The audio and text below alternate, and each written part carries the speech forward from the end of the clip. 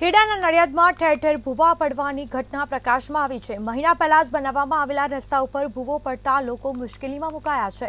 નડિયાદમાં ઠેર ઠેર રસ્તા ઉપર વરસાદી પાણી પણ ભરાયા છે। કરોડોના ખર્ચે બનાવેલા રસ્તાઓ બિસ્માર હાલતમાં જોવા મળ્યા। ગટર લાઇનમાં ભંગાણના કારણે ભૂવા પડ્યા હોવાનું સામે આવ્યું। ભ્રષ્ટાચાર ઢાંકવા માટે ખાડાને પૂરવા માટે નગરપાલિકા કામે લાગી છે। નડિયાદ નગરપાલિકાની પ્રી મોન્સૂન કામગીરી પર સવાલ ઉઠવા પામ્યા છે।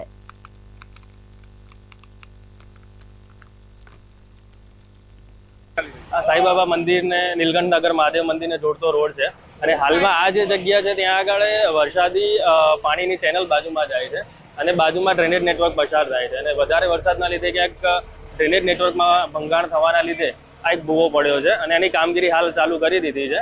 એટલે ડ્રેનેજ લાઇનનું જે કનેક્શન જે તૂટી ગયું છે એની હાલમાં જોડાણની કામગીરી અને એ પછી એને ફિલિંગ કરીને પહેલા જે મૂળ સ્થિતિમાં હતું એ સ્થિતિમાં લાવવાની કામગીરી હાલ હાથ ધરાઈ રહી છે અને સત્વરે પૂર્ણ કરવામાં આવશે। આમાં તો આજે જે પેપરમાં ગુજરાત સમાચારમાં જે છે એમાં તો 11 રસ્તા વિશે કહ્યું છે। હવે આ 11 રસ્તાઓ તમે અહીંથી મારી બાઇક પતાવી અને સીધા એ રસ્તા ઉપર જાઓ અને એ રસ્તાઓ તમે જાતે જોઈ લો અને પછી નિર્ણય કરજો।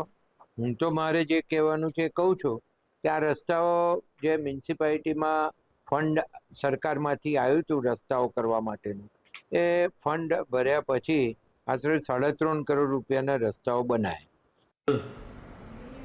જે રીતના ગઈકાલે વરસાદ પડ્યો એમાં નવો બનાયેલો રોડ કે જેને હજુ 1 મહિનો જ નથી થયો, તંત્ર દ્વારા નવો બનાયેલો રોડ ઉપર